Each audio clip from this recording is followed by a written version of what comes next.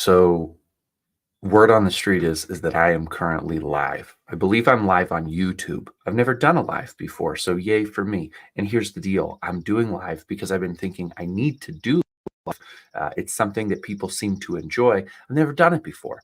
So I'm doing it right now.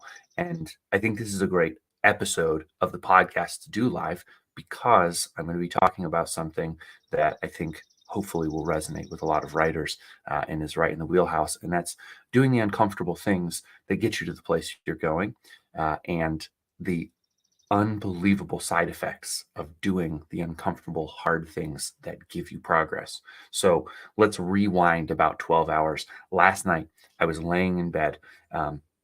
And it was a long weekend. I went on Friday down to Cabot, Arkansas, to sell my books at the Strawberry Festival.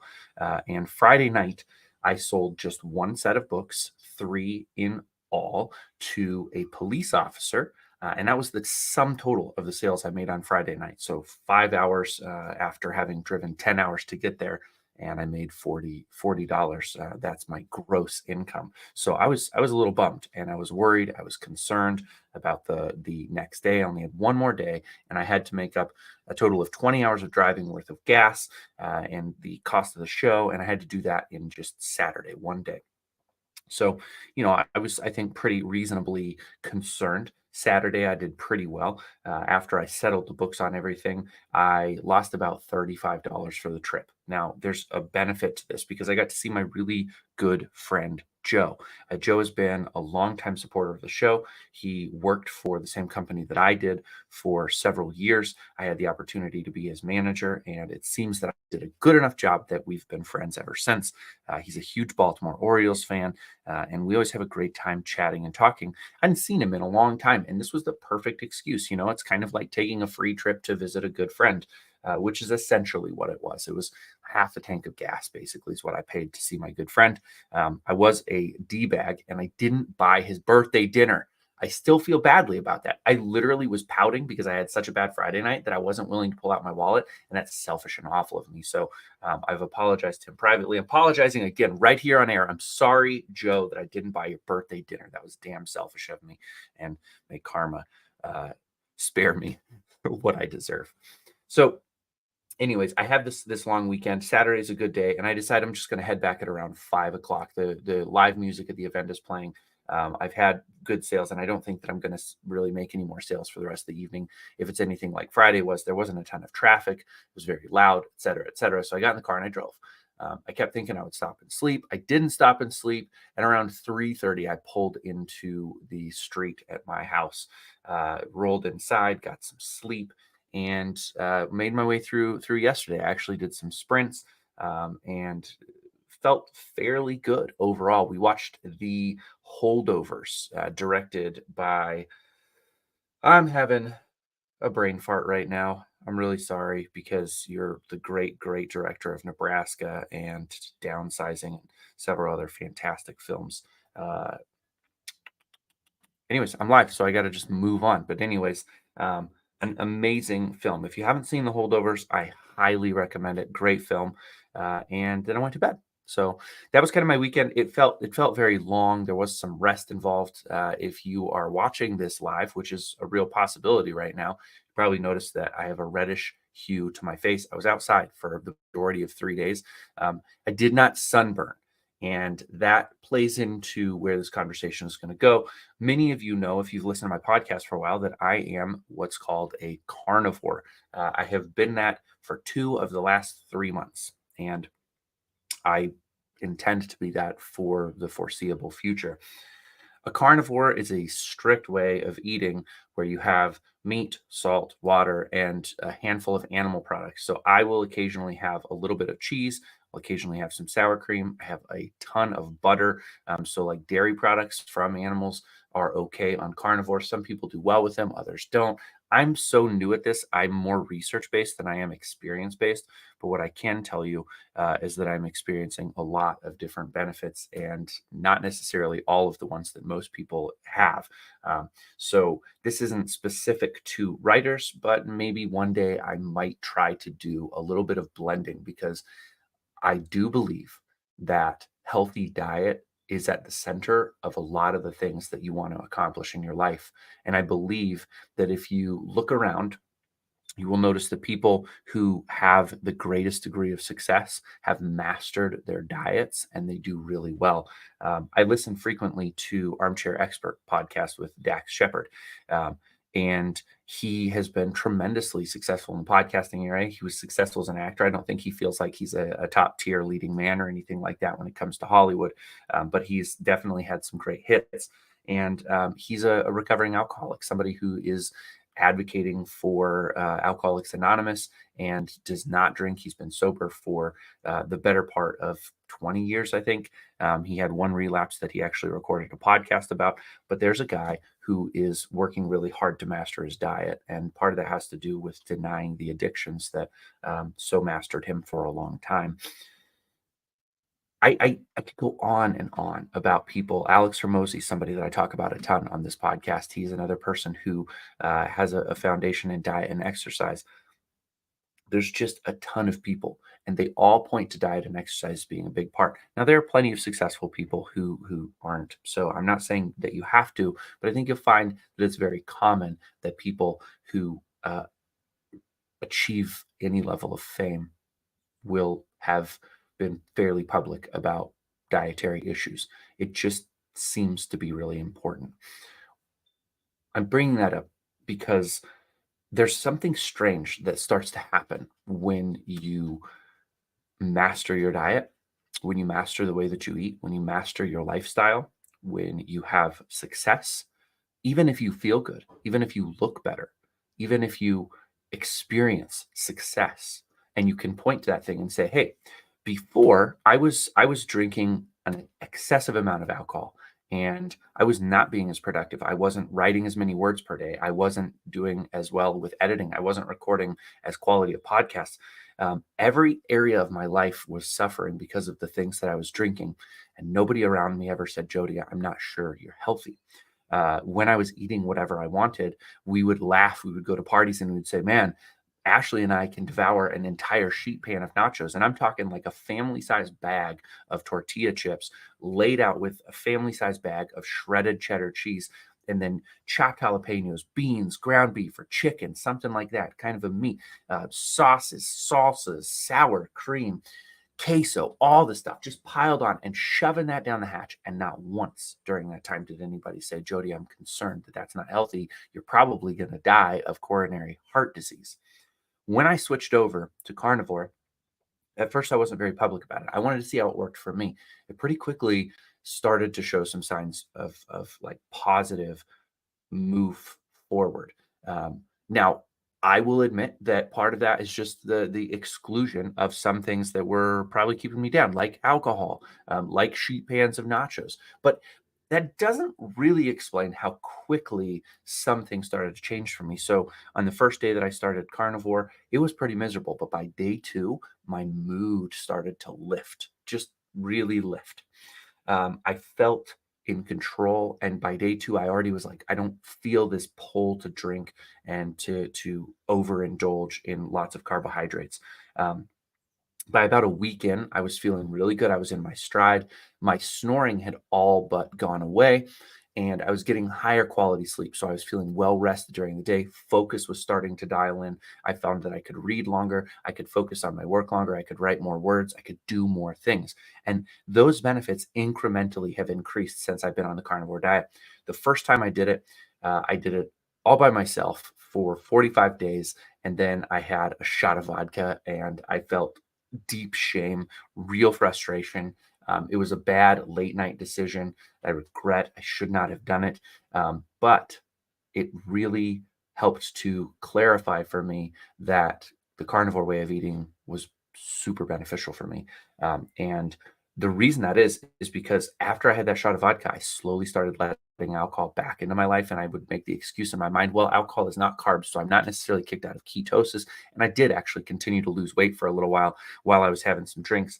But it just like a lot of the other benefits went away. And I was like, I love drinking. I love feeling drunk. And so before you know it, I spent about a month outside of carnivore, eating those sheet pans and nachos again, drinking the beer. Um, and gaining a lot of weight, getting inflamed and snoring. I got COVID during that time. It was brutal. It was really tough. And so right after Easter, I was like, I need to go back to carnivore because it's the first time in my life that I've ever not felt the addictive pull toward things. It just like for some reason when I eat exclusively meat and meat products, it blunts my desire to have any kind of addictive substance. Um, you will likely experience the same thing. Anecdotally, everybody that I hear who sticks with the carnivore diet for a month or longer has this extreme reduction in impulsivity and this extreme lift of mood. Now, here's the thing is I got back on the carnivore diet and I have been on we're live right now. So let's see how long have I been back on the carnivore diet. I have been back on for 35 days. Let's see. Can you see that? There you go. Started carnivore diet 35 days ago. I've lost just about 3 pounds. My lowest weigh in came yesterday morning. And that was largely just because I didn't eat a lot over the weekend. There weren't options when you travel. It's a little bit tougher. I made some meat. Um, I brought like 3.5 pounds of ground beef with some ground pork in there. And it was like 80 degrees down in Arkansas, and I wasn't prepared with a cooler. So that meat was just sitting out for about 36 hours. When I ate it not yesterday morning, the day before on Saturday morning, the fat tasted a little bit like blue cheese. And I was like, that's probably a sign that it's turning. So I ate as much as I could around the kind of the fat. I know you guys are disgusted right now. I'm disgusted with myself. But I ate as much meat as I could till I felt kind of full. And I was like, I'm going to, part ways with the rest of this. Anyways, so I didn't eat a whole ton on the trip, and so I weighed 232 pounds, which is not quite my lowest, but it's pretty darn close in years. Um, but yeah, I mean, generally speaking, some cool things have happened. My waist measurement or my navel measurement has gone down about 4 inches in 35 days, so that is genuine progress. I can button my old shorts that I used to wear before I started gaining all the weight at the beginning of COVID. So in 2020. So my waist is actually the slimmest it's been since 2020. That's pretty cool. I feel healthy. I'm able to sprint. My recovery is really good. And you guys, at this point, you're probably being like, wait, isn't TRBM a show about author marketing? And yes, it is. I'm getting to that place. But I want to just talk to you about all of the good things that I'm experiencing here because it's going to translate. This is what we call a long metaphor, an analogy. Um, and so I'm setting up why this is a marketing conversation. But, anyways, I am feeling without doubt the best that I have felt in a very long time. Not everything is fixed that I think can be fixed, but I'm noticing just continual incremental gains in my focus, in my energy, in my recovery, in my mood, in my health. I don't snore at all. Did I say that already? I sleep deeply most nights. I wake up feeling rested most nights. Uh, and 35 days is not a long time to fix any given issue. So, hooray, this is awesome. I get comments from people, which is going back to what we were saying. I get comments from people that are like, your cholesterol must be out of control. I imagine your blood pressure's terrible. You're so unhealthy. You're going to die of a heart attack. You're going to die of a stroke. Meat is so unhealthy. How can you eat all that meat? It must be disgusting. I mean, on and on and on. People are watching me transform in multiple, numerous ways. I also am socially more outgoing, even with people that I'm typically shy around. And I'm just going to say, I think that has to do with the way of eating as well. You can look into carnivore, anything that I'm saying. There are doctors out there. There are people with actual medical degrees who will verify that they're seeing this kind of stuff with the patients that they treat. There are people who have left their medical practice in order to promote the carnivore lifestyle because nothing they've ever seen has been as beneficial for things. There are reports of tons of people who have issues like Crohn's disease, Alzheimer's, dementia, type 2 diabetes, on and on. The list goes like any kind of rheumatoid arthritis, any kind of um, autoimmune disease. Those things are addressed by a carnivore lifestyle and a strict carnivore lifestyle, and a lot of people see them reverse and completely go away while they're eating the carnivore lifestyle. Some of that stuff takes longer for sure, but people are seeing this kind of success. People are losing hundreds of pounds. People are going and getting blood work, and these are all things that you can verify. People are actually sharing their blood work that they had prior to the carnivore diet, and then they're showing their blood work after being on the carnivore diet for a period of time, and almost to a person, they have just endless benefits. And yet, the people around you, they will pile on and they'll be like, you must be terribly unhealthy. You must be really sick. You must be. I'm worried about you. I'm concerned about you. How do you live without fiber in your diet? How do you live without eating vegetables? Vegetables are so healthy. Well, I've done my research, and I'm not asking you to do your research, but what I am doing is I am preparing you that you know when people start to separate from you, that you are doing something that makes them feel judged. This is a weird part of humanity, is that when you feel judged, you turn that back and put it on the other person. When you feel that someone else is calling you out, you turn it back a lot of times and you push that back on them as a way not to address areas in your own life that you already feel are lacking. If you weren't concerned about something in your life, you would have no issue with what somebody else was doing in theirs. But if you feel insecure about something, you turn that back on other people. And that happens every time. So, what I didn't talk about is that when we moved to Spokane, Ashley, I, and our son Silas, we went out there, and uh, Ashley, I think, was actually pregnant when we were here in Omaha, but Edmund, our middle son, was born in Spokane. And right around that time, I had gone from about 185 pounds to 220. Uh, I've heard it called sympathy weight before. Men tend to gain weight while their wives are pregnant. And it happened pretty extremely with Edmund. So I went from 185 up to 220, and I looked pudgy. And I see my face in pictures from around that time, and I looked chubby. Um, it's funny how in the moment you never look fat to yourself. Like right now, I'm seeing my own face on this live stream, and I don't feel like I'm super heavy looking, but probably I'll look back in a while and be like, man, you would really packed on the weight, because fat in the cheeks and everywhere. There's actually like fat up here on the like side of my head and stuff, and I can like objectively grab onto it, pinch onto it, but I don't notice it. Anyways, gotten off track a little bit there. Uh, I'd gone up to 220, and I didn't want to be that way. I felt heavy. I felt gross. I felt nasty. And so Ashley and I, we did what a lot of people do when they try to diet. We started calorie counting. And at first, I calorie counted just with like the notes app on my phone. And every meal I ate, I would track those calories and I'd make sure I wasn't snacking. Learned to drink a lot of diet soda at that time. Learned to drink black coffee at that time. Things I had never tried before. I remember fondly that time because I was able to lose a lot of weight and get back down. I got to my lowest weight that I've ever recorded at 174 pounds. So I was 9 pounds below my high school weight of 185. 185 always felt really comfortable to me. It's in my mind where I'm trying to get right now. But yeah, it was like I was thin.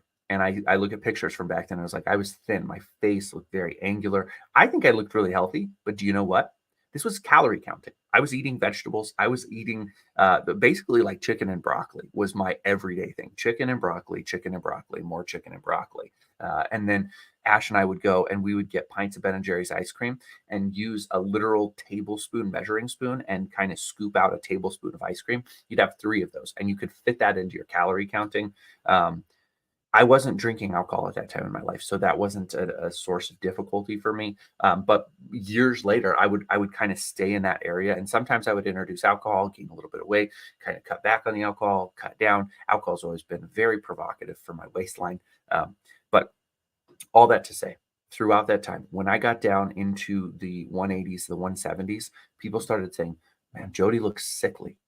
Is he okay? Is he healthy? We're really concerned about him." They'd say it behind my back. Nobody ever during that time was like, "You look great. You look awesome." Not a single person told me I look good outside of Ashley. Nobody said, "Wow, I can't believe how much weight you've lost. You look great." Why is that? That is crazy to me. You take control of your health We all know that excess fat and pounds on our body, especially like the visceral fat. Now, I'm not going to go into the science behind this, but we all know that excess weight carries with it a higher cause mortality. We know that people are more likely to suffer heart attacks, strokes, diabetes, dementia, all the things we don't want that are killing us by the millions, the tens of millions, the hundreds of millions. And people will not say, congratulations, good job. They'll say, you look sickly. I wonder how many of you watching, listening right now have had that experience. You've been able to take some weight off. You've been able to claim a little victory over your health. And suddenly people are criticizing you. People are calling you unhealthy or sickly. Magnify that when you're on the carnivore diet. People are suddenly so concerned about you, really concerned. Jim Gaffigan has made the joke about beer, like, oh, you don't drink? You don't drink? You should go listen to it. I will ruin it if I try to actually tell the joke, but there's this sense of camaraderie. Hey, let's sink the ship together. Let's go down together. And if you're not willing to sink this ship, I don't know if I'm willing to be close with you, because I'm sinking and I don't like it when people around me don't sink. I recorded an episode of the podcast not long ago encouraging people to quit. And it was successful in that it provoked the conversation that I was hoping it might provoke. Do I 100% agree with myself today in the same way I did when I recorded the episode? I don't know. I'm really grateful for the conversation with Craig Crawford. It's been continuously on my mind. My other friend and sometimes co-host Rich Hosek weighed in. I think he probably felt like I went a little bit too strong. But as I'm thinking back on my state of mind and what I want to encourage people who are witnessing my journey to get my books in front of more readers, to get my hands on the coattails of fame and ride that up as far as I can and reach thousands and tens of thousands and hundreds of thousands of readers, millions of readers. Let's do this. I realize that the more extreme I am with any of my efforts, the more people start to criticize the kinds of actions that I take. So this weekend, when I went down to Cabot, there were people who laughed at me when I only sold 3 books on Friday night. Like, oh, you made a really bad choice and you're going to have to do better than that. And when I told people I only, because I hadn't fully reconciled. So I thought originally I made $4. I actually lost about 35. But my first quick run through of everything was that I was $4 net positive, and people were like, boy, you're really going to be able to support the family with that. And I was like, yeah, I realized that it wasn't a great turnout. I felt the pressure of it. But guess what would have happened had I been like, you know what? I've been doing these shows. I'm not making any money. And I think it's just time to throw in the towel. You already know what would have happened. Everybody would have been like, we're so proud of you. You made a good effort. You did a good thing, but it's really noble to take care of your family and stay home more, and go get a good W-2 and blah blah blah blah blah. Save for retirement. Make sure your kids go to a good college. Whatever BS thing people say, they get so excited when you quit. But if you say, hey man, I consider it worth my time. I don't love being away from the family, but those are 30 new readers that I just found. Maybe 3 of them will love the books and come back and buy more later. Maybe 3 of them will tell a friend about them, and it'll lead to 1 more book purchase, 1 new reader. I don't really know. Maybe none of them. Maybe nobody who bought the books this weekend will even read them. That's out of my hands. But what is in my control is getting out and doing things and going as far as I can and taking risks. Sorry about the train. We're live, so I can't even pause. We're just going to roll through this train, folks. The train is rolling through town, and that is your life. Train rolling through town, blowing its horn. Look at me. Here I am. Don't get in front of me, because I will not stop. Don't get in front of me, because I won't stop. There comes a moment in all of this and all of this craziness when you start to realize that it is painful to pull away from one crowd to try to join the next crowd. I heard a really insightful comment listening to a podcast this week. And I want to share that there is a gap between where you are now and where you are going. And when you enter that gap, you will feel it extremely. And I am starting to feel it. And I can tell you this, and it is a good sign, but it is not fun. When the people that you used to know and associate with and enjoy are the ones who are criticizing the actions that you are taking, and yet the people that you want to belong to, the group that you see that is succeeding, the Hugh Howies, the Steve Pipers, uh, all of the people, even the Lydia and David Sharers, the Jonathan Yanis, those people are experiencing the kind of success that I'm longing for, but I don't have the credentials to be part of that group. I can associate with that group. I can enjoy that group. I have access to that group of people, but I am not one of them. And there is a huge change that happens when you become one of them. There becomes a collaborative environment, but you're going to be between the old group and the new group. And when you're between is one of the greatest pain points of your career, of your life. You're a writer. You have been doing this. You have been fighting hard to get a place. People have been holding you down. You've been allowing them to hold you down. And you realize I can no longer allow them to hold me down. But man, it is tough because there's no one there who is providing a level of support or experience or wisdom to you because you're not big enough to be, and you're too big to be in the smaller group.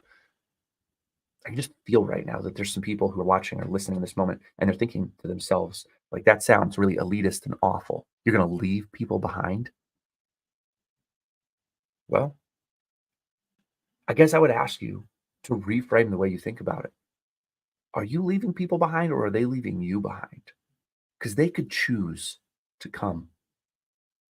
They could choose to be with you. They could choose to see the things that you are doing. They could choose to use that moment to say, like, I know a guy who's actually walking the road right now, and it would be less lonely if I walked the road with him. I know a woman who's walking the road right now, and it would be less lonely to walk with her. They're not going to do it. It just doesn't happen. I don't know why, but it doesn't. Because it's so damn hard, so dang hard. I don't know if I'm allowed to say, I don't know what I can say when I'm living. So dang hard to go forward. You know what's weird is I don't know when I made the decision that I was going forward, but I know that I've had this mentality for a long time. I had a running joke with my friend John. Um, it was based out of truth. There's no way out but through. I used to say that comment to the best of my knowledge. I made it up. The only way out is through. The only way out is through. But I've heard other people say it, so I must have heard it somewhere, liked it, and kind of filed it away in the unconscious part of my mind. I've been saying that for decades now, since I first met John, and I was 19 years old. So we're literally 20 years on now. I've been saying the only way out is through. And I would joke about it sometimes because I was a cigarette smoker at the time, and I would say to him, "You got to smoke through it." And we would go to the gym and run. And I remember one time jogging with him, and he's like, "Oh, I'm really hurting. My shins are hurting or something." And I was like, "You got to run through it. Whatever it was, you got to run through it. There's the only way out is through." When I quit smoking, I remember saying that all the time, that the only way out is through. And it sucks, man. When you are giving up something like that that feels like life and vitality, and you know that the only way out is through, then it means I literally have to choose right now to go through the hardest thing that I have ever experienced. And unless I choose to go through it, I'm stuck where I'm at. It's the hardest thing you'll ever do. And you'll do the hardest thing you've ever done over and over and over again, because doing the hardest thing you've done once gets you to a new place, but it's quite easy to go backward. So you might have to do the hardest thing you've ever done every day for a year, for 2 years, for 5 years, for longer. And you're going to have to do the hardest things you've ever done. The first time that you take a cold shower, because you know that you've read the research and cold showers are all the rage right now. First time you just take a cold shower, tap colds, no heat, tap cold. It's probably 63 degrees water. So it's not even like as cold as you think it is, but it will feel like the hardest thing you've ever done. You will shiver. Your whole body will tense up. You'll have to focus on breathing. You put your head in there. It'll feel like you have a headache. It is so hard. And for 5 minutes, you're like, I hate my life. This is the hardest thing I've ever done. Because that's the cool thing about hard is that when it's hard, it's hard. Like you can't separate hard from hard. That'll be the hardest thing that you've ever done. And then you'll take like a 33-degree polar plunge, whole body in 33-degree water. That's twice as cold. And it will feel like the hardest thing you've ever done. When you start sprinting, it'll feel like the hardest thing you've ever done. Your body will tell you it's the hardest thing you've ever done. Your back will hurt. Your legs will hurt. Your shins will hurt. Those are part of your legs, I know. Your arms, your shoulders, your neck, all hurt.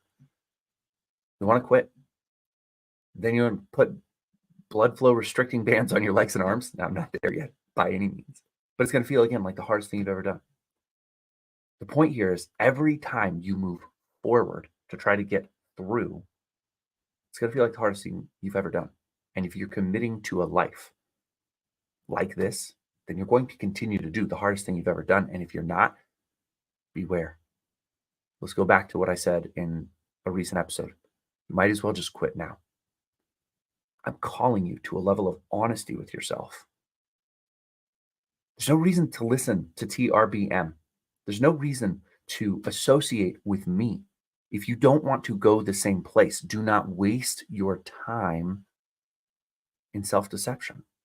It's okay if you like writing, if it's therapeutic to you. It's okay if you enjoy this process of storytelling. It's okay if you want, and I'm going to qualify okay in a second here, but it's okay if you want to self-publish stuff on Amazon and, just push it, hit publish and forget it. That's okay. Nothing's going to happen. You might sell a few copies. You might hit the jackpot and one person will read the book that you self-published and think it's the best thing that they've ever read. You might be a naturally talented writer. That's fine. But don't lie to yourself. Don't lie to me. Don't lie to the people around you. Don't take half measures and be bitter. Don't do less than you can and be frustrated when it doesn't get you any success. Going live could be one of the hardest things that you've ever done because you can't take any of this back. It's out there now. I guess I could unpublish it. I don't know. I've never done it before. But I know that there was a massive level of resistance. Let's go back and talk about Stephen Pressfield. Thank you for being a guest on the show. Mr. Pressfield, I appreciate it. You were amazing. You are amazing. You have lived an amazing life because you identified that resistance never goes away. And then when you meet resistance out in the public, if you ignore it, you miss an opportunity. And if you engage with it, you're going toward the hard. You're going toward the difficult. Guys and gals, ladies, gentlemen, men, women, if it feels easy, beware. If it's simple, that's different. There are a lot of things I do now that are simple. There are a ton of behaviors that are simple because they are so oft repeated, but it's still not easy. As I'm getting in shape for the first time in almost 5 years now, I find that it is incredibly hard to make myself do simple things. I have an alarm set on my phone to do push-ups every hour on the hour. And I do that throughout my day whenever I am around. I do at least 100 push-ups. That's my goal, is to get 100 push-ups in a day. Set a 10. When that alarm goes off, stop what I'm doing, get down, do the push-up. I'm working on doing the sprinting to try to make my whole body strong and to get rid of visceral fat and to help with the carnivore diet. Those things are simple. Sprinting is simple. Like literally anyone can sprint. Not everyone is healthy enough to sprint. I'm not a doctor. I'm not here telling you to go sprint. I'm just telling you it's simple. Mechanically, it's simple. You just pump your arms and legs as fast as they will go for as long as you can handle. That's sprinting. It's super simple. Nobody here would say the sprinting is easy. Nobody. There's a huge difference. The people who are willing to sprint and stay at it and work to a point where they can do it will find profound changes in the way that they think. The people who are willing to take the cold showers, will find that there is a profound difference in the way that they think. The people who control what goes in their mouth will find there's a profound difference in the way that they think. And each of those stacks and makes it easier to do the tough things. And even still, I am so trained that I find Mondays to be difficult. I find Mondays to be tough. Sometimes I'm emotionally down on Mondays. Even still, this stuff goes deep. You have to fight every day, and there is no way out but through. Sad truth is, almost everybody listening right now will never get out. That's just statistics. We know. I may not get out, but I can assure you that I am working my butt off to understand resistance, to understand the lies that I tell myself, to fight back. Let's go. And if you don't want to go, it's okay to quit. I guess that's what this whole thing circles back to.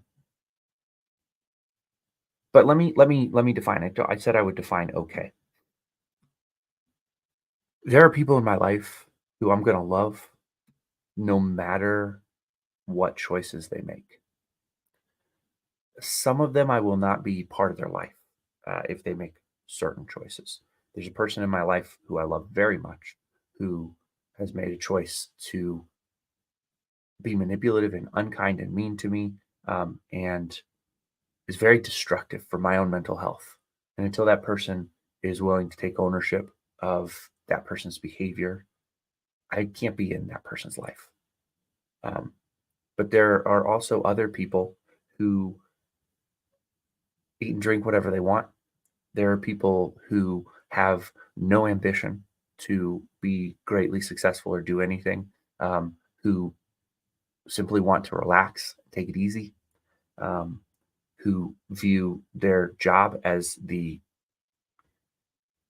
only real responsibility that they have, providing for a family, and no desire to question the degree of hard work or what their future looks like.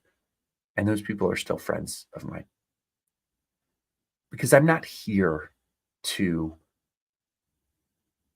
walk away from good people. And I believe that there are plenty of good people out there who have settled for less than they are worth, for less than they can, for less than they might.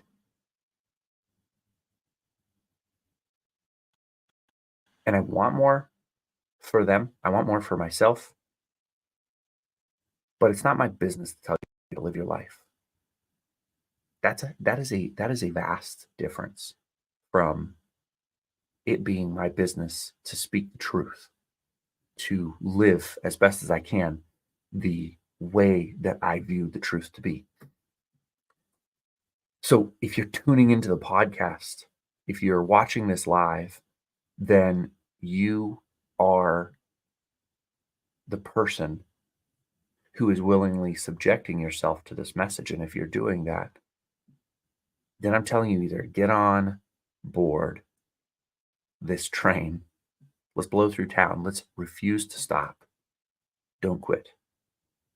But if you are listening to this podcast and you're offended because I'm telling somebody to quit, then ask yourself, what is it you're unwilling to do right now that could make the biggest change in your life? And who has lied to you? Have you lied to yourself? Has someone that you care about lied to you? Who's telling you? Who's telling you that you look sick? Who's telling you that you must be killing yourself? I'll tell you one more story and then I'll wrap up. Back in my religious fervor, when I was a church-going Jesus freak, there was a guy, and I remember having a conversation with him in the lobby of the church. At that time, I had been attending nightly events at church, and I had been volunteering for Bible studies and a variety of different things. I was working a full-time job. I was constantly busy. And the guy said to me, you really need to slow down. Apropos of nothing. I didn't say I was tired. I didn't say that I was burnt out. I didn't say that I was struggling. I was having the greatest success of my life. I was experiencing deep passion. Apropos of nothing, he said, "You need to slow down. You're going to burn out."